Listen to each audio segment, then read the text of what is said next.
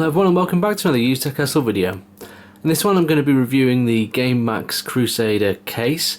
This is a bit different to my usual PC reviews where I build a fresh PC in there. I'm actually using this for my own personal PC, so my i7 build is going to be transferred from the Falcon case that it's currently got over to this thing.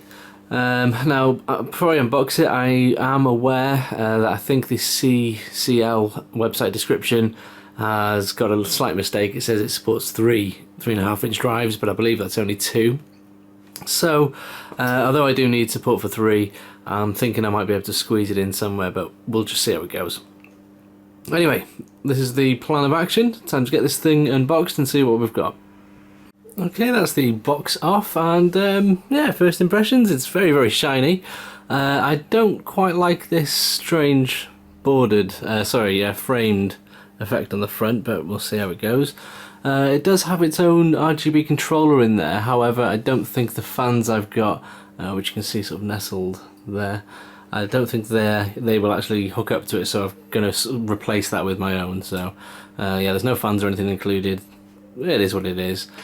As for build quality, well, it's actual tempered glass on the front and side, and at the top here we've got a nice area for 220mm fans or an AIO cooler or such. We've got plenty of connections on the front, and on the inside looks like there might be an issue with airflow, at least for the front fans. I can't see much. There's a small gap underneath, but that's not really going to get much air in there. But either way, I'm going to see how my own build goes in there, because I do fancy this case for my own. Right, so let's get the side off and see what we're dealing with on the inside. Alright, so that's the sides off. Just starting off with the back here, so you can have a look at the controller that it comes with for anyone interested. That's going to be getting removed, as I say. So I simply don't have any fans that will connect up to these myself, so there we are. Anyway, I've spotted some ventilation on the side here, which I didn't see from the other sides. That's quite good. At least there is some airflow as well as that small gap below. Down here we've got the space for the hard drives, which yeah, it's 2 in there. I'm hoping I can squeeze a third in there somewhere, but I suppose we'll find out shortly. We've got the usual array of connectors, USB 3 and so on. There's even a little sheet provided, which I always like to see. Better than nothing at all. And of course you've got the usual bag of bits, standoffs, a blanking plate for one of the rear ports, etc, etc. Anyway, let's turn this thing around and take a look from the other side. Well, actually, before I do that, I should say this seems very generous for space.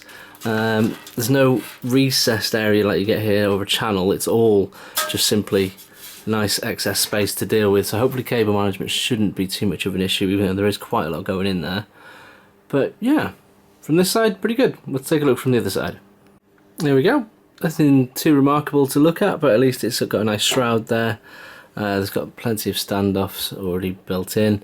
We've got support for 1, 2, 3, 4, 5, 6 fans in there as well, so that's pretty good. Hopefully now I've spotted that gap, that should be enough to keep this thing relatively cool. But yeah, I say unremarkable, but certainly plenty of space to work with. I suppose the only thing to do now is to break down my main PC and crack on with this build. I may have to continue this in the evening though, as I kind of need my PC at the moment. Anyway, let's crack on. Hey guys, so moving on to the next stage of the build. I'm going to be disassembling my main PC to move into the new case, and while I do that I'm going to be building a little PC in that case ready to sell. So yeah, hopefully it should all go quite smoothly. Got everything all in there. I've got a pen and paper ready so I can mark out which drives go where, etc, to try and make things as smooth as possible. But yeah, for fans, I don't think I mentioned this before, I've got 6 Rgb Ring Fans from eBay, the place I normally get the my regular RGB fans. These are a slightly different style. Hopefully they're still quite good, but we shall see. I have used them before. They did look pretty smart in the build I did, so that's why I went for them again. And yeah, hopefully this should all be relatively pain-free. But I suppose there's enough waffling. I'll get disassembling this, and once I've got the parts ready, we'll start the build in there. Should be interesting. Okay, so here is the pile of bits from the other PC. Obviously my main board, got my graphics card over there, all the hard drives, blah blah blah. Now it's time to see if we can squeeze it into there. Now I am expecting to have some excitement trying to squeeze the third 3.5 inch drive in there. I'm sure I can make it work, but well, I suppose we're going to find out. And once that's done, I'll pop a PC in there and yeah, I think we're good to go. Enough waffling, it's time to get this show on the road and well yeah, hopefully it all turns out for the best. Okay, so before I actually get into it, I just wanted to take a look at how the hard drives go in, because there's no special screws or anything I thought there might be to kind of brace it in.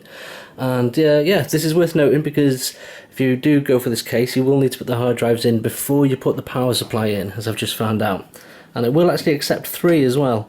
Which is quite good. So yeah, you have one there, another one, and the screws go in through this side. So obviously, if you had a PSU there, that simply wouldn't work. So yeah, I'm glad I checked that out beforehand, and it's something well worth knowing. Anyway, time to carry on.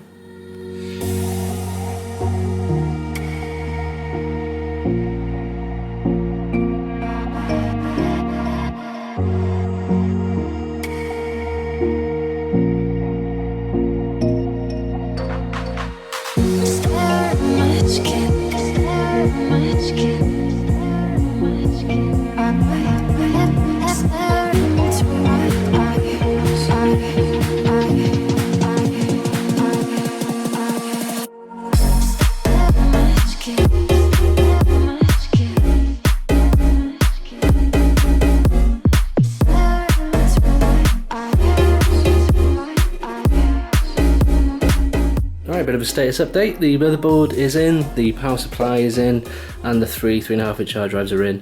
I'm so glad there is actually space for that. I was a bit unsure because some listings said one thing, some said the other, so it's nice to have that for certain. Not really much to report, it's all still nice and roomy. I think I may have left myself a bit tight a space to put the front panel and the ATX connector, because that thing is an absolute beast. But yeah, so far, really no complaints at all from the case. It feels very nice to work with.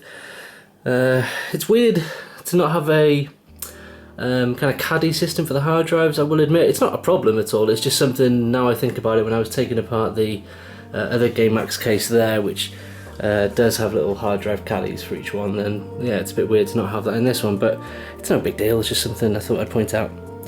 Right, anyway, time for some more fiddly bits. I think I'm going to get the motherboard connected up and then we'll go on to some fans, which hopefully should work out well. I have to try and get that front off, which is always a pain and a bit of a bum twitcher, because normally you have to absolutely rag it, which makes you worry it's going to break, but yeah, anyway, let's carry on.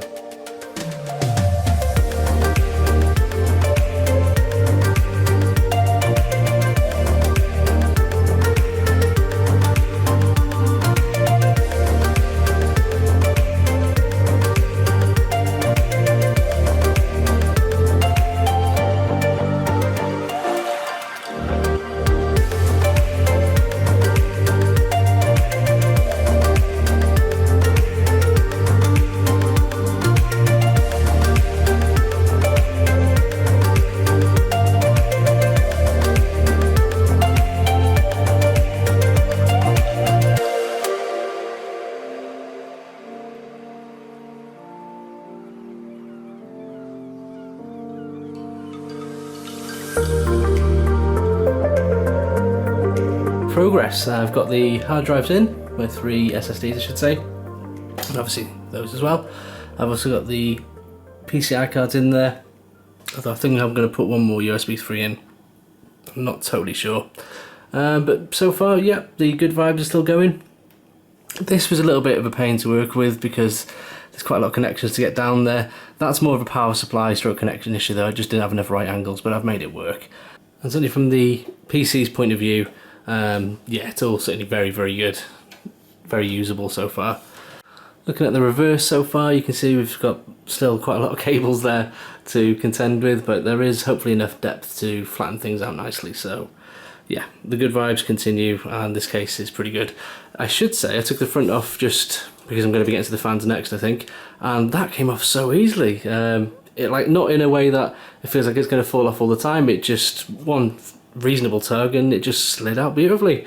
That's really good. You can just see it sat there. So yeah, I'm going to get the fans in I think now and try and tidy this up, and unless I'm mistaken, that should be it.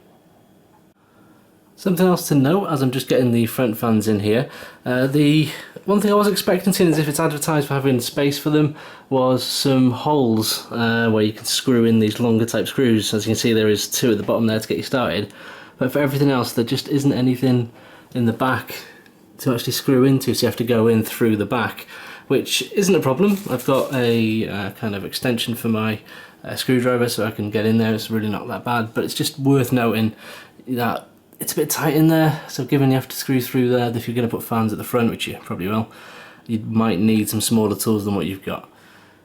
But we'll carry on. Time to put some fans at the top and one at the back. So far though, I think it's going to look pretty good. So there it is. It's got all the fans and everything in there. 3 there, 3 there. And I've managed to get all the cables in so the other side is on perfect as well.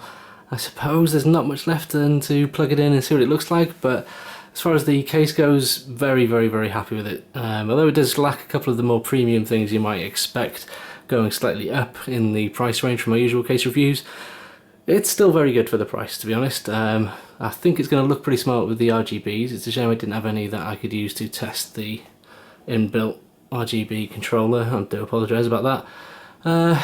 Yeah, I suppose it's time to stop waffling and make sure I've not ruined my PC and yeah, see what it looks like. I pop this front panel back onto the main chassis itself. I just wanted to say the filter here is actually removable, so it's easily cleaned, which is quite a nice feature, to be fair. It looks like this isn't just design holds, they are designing it to hopefully intake some air, but we'll see what that's like. Anyway, just so you might want to know. Okay, here it is in the office. I've purposefully left it dark in here because if this does work, it's going to light up like Christmas. I've plugged it in, let's have a look.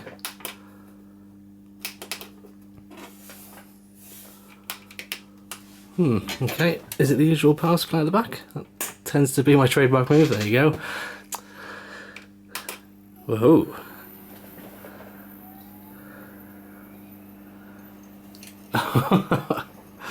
Okay, yeah, that's pretty swish. I'll leave a link to these fans if you're interested. I think they're about £26 for the whole kit.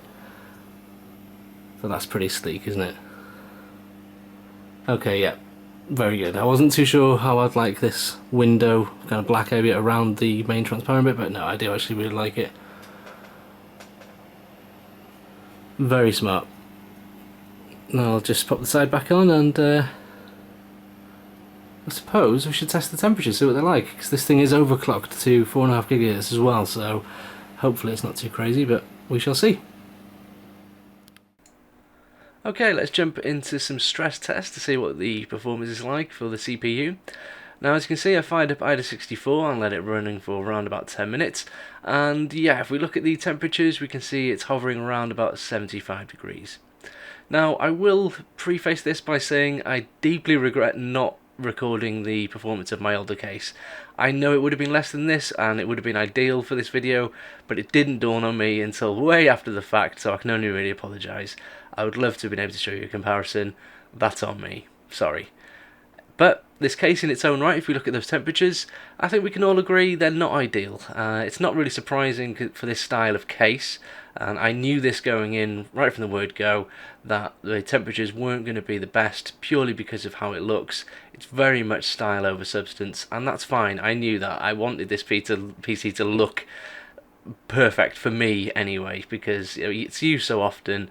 It's on all the time, and yeah, even now as I'm recording this, I've got my PC next to me. It just looks fantastic. So yeah, from a recommendation point of view, I would say it's still a great case to build. I've really enjoyed using it, but judging at these temperatures, if you are going to go for it, you may want to consider a slightly different cooling solution, possibly something to maybe get those temperatures down. Practically speaking, however, if I am completely truthful, I'm recording these temperatures a number of weeks after the rest of the video. As you may have been able to tell from my uploads, I've taken a bit of a break. I'm just coming back to it now and thought I'd check. And yeah, in the meantime, the PC has been used just as heavily as normal, hours and hours of gaming, etc. It runs perfectly fine. I've never noticed any dip in performance, so although it is on the high end of things, it's not causing my specific system any issues, so that's great. And as for the figures, well, they are what they are. Digest the information as you will. I still think it looks good, but this would perhaps be a bit of a negative and something you might want to consider prior to purchase. Taking a look at the GPU temperatures now, this is my 1070. I left Heaven Benchmark running on the highest settings it can do. I let it run for around about 10 to 15 minutes and it settled quite neatly around about 75 degrees. Which coincidentally is quite similar to the CPU, as you can see. So, but yeah, it's certainly a little higher than perhaps you may like. I've never noticed any performance problems with it, I will say. It's been running absolutely fantastic while I've been having the system hammered as it normally is. But yeah, maybe a little higher than you'd want. I don't see a problem with it. I think maybe the cooling could be improved inside there. But there you go. It is what it is, and it's my job to tell you what I'm seeing. So yeah, I think it looks good. Perhaps not the best performance for cooling, but there we go. So there is, in all this light up glory, the Gamemax Crusader. I suppose the final question would be, would I recommend it? And yes, I definitely would. If you're willing to spend a little bit extra on the case as well as the fans, it does look fantastic.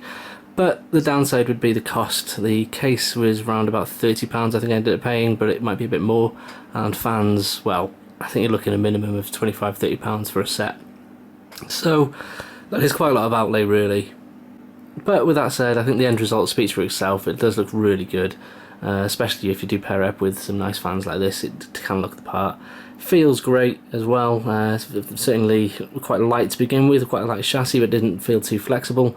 With parts in, yeah, it just feels very, very solid and worthwhile. So I'm very happy to have this as my main PC case now. Anyway, that's enough for this review. If you have enjoyed it, then consider subscribing, that would be fantastic. If not, then just a like would be also great as well. If you've got any opinions on this, or if you've got this case and you want to let me know how you're getting on with it, I'd love to hear from you in the comments. Other than that, thanks so much for watching guys, and keep hustling.